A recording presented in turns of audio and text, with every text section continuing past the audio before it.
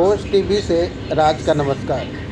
दोस्तों, आज हम चर्चा करेंगे कैसे लोगों को देश की आज़ादी के नाम पर वोट लेने के लिए भ्रमित किया जाता है और देश के स्वतंत्रता संग्राम सेनानियों को कैसे छुपाया जाता है और असली देश की आज़ादी के असली हकदार को कैसे उन्हें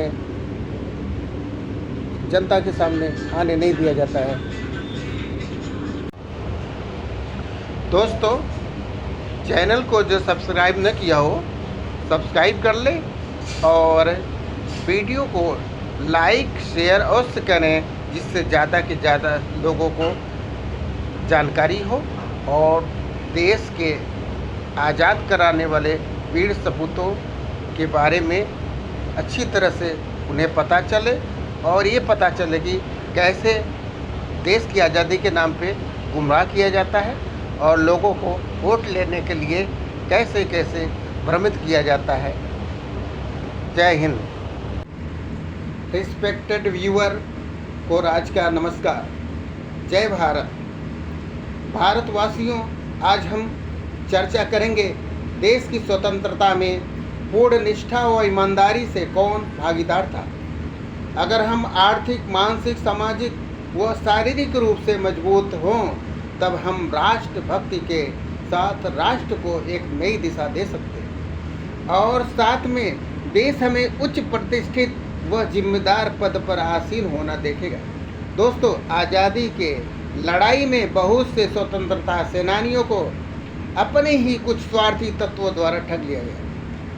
देश की स्वतंत्रता में कुछ ईमानदार, वफादार, देशभक्त निस्वार्थ बिना किसी प्रतिष्ठा व लालच के देश के लिए अपनी आहुति या बलिदानी इसलिए दे दिए कि देशवासियों में अंग्रेजी हुकूमत के खिलाफ आक्रोश होगा और देशभक्तों के भय से हार कर अंग्रेजी हुकूमत की जड़ उखड़ जाएगी और देश आज़ाद होगा।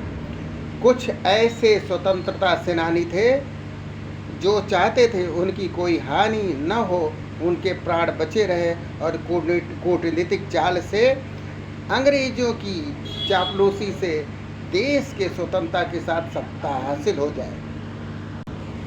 सरदार भगत सिंह, खुद्दीराम बोस, चंद्रशेखर आज़ाद, सुभाष चंद्र बोस, विनायक दामोदर सावरकर, बटुकेश्वर दत्त आदि देश के बहुत से स्वतंत्रता संग्राम सेनानी का सपना हमारे लिए था। वे चाहते थे कि आने वाली पीढ़ियां देश की स्वतंत्रता के साथ देश की स्वतंत्रता में सांस लें और गुलामी जीवन न जीना पड़े। अतः उन्होंने अपने प्राण त्यागने से जरा सा भयभीत नहीं थे। वे निस्वार्थ देश की आज़ादी में लगे रहे। अंततोगत्वा देश आज़ाद तो हुआ, लेकिन देश सत्ता व लालच के कारण उन्हें ही स्वतंत्रता सेनानी का असली हकदार मान लिया गया, जो सत्ता सुख के लिए देश की आज़ादी में भागीदार हुए और ऐसा माहौल पैदा किया कि देश की असली आज़ादी का योगदान देने वाले को भुलाने की भरसक प्रयास किया गया।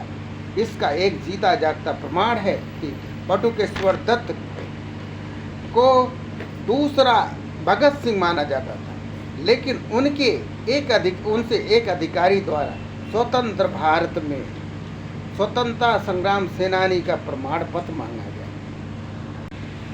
ऐसा इसलिए कि उन्हें सत्ता सुख में कोई लेना देना नहीं था।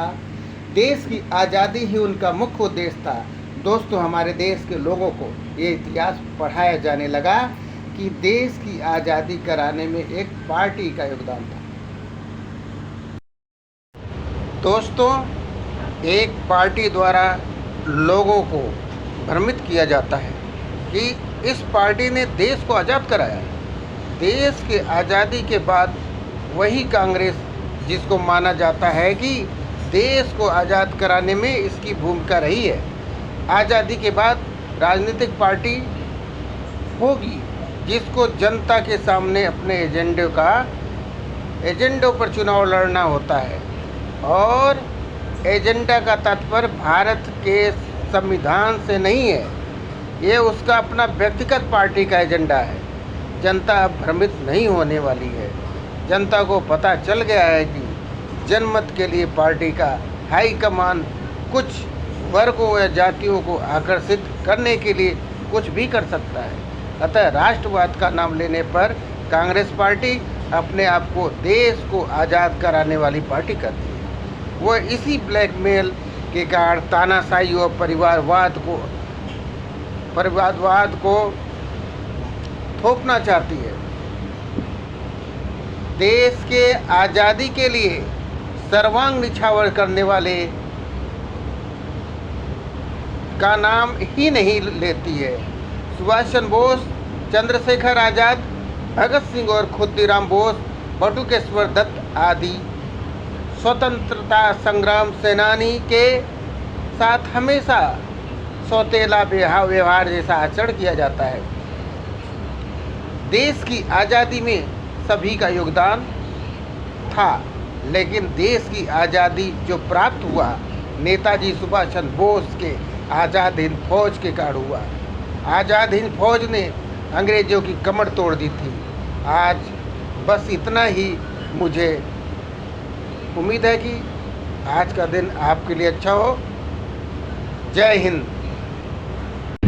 दोस्तों, हमें उम्मीद है कि ये वीडियो आपको बहुत अच्छा लगा होगा।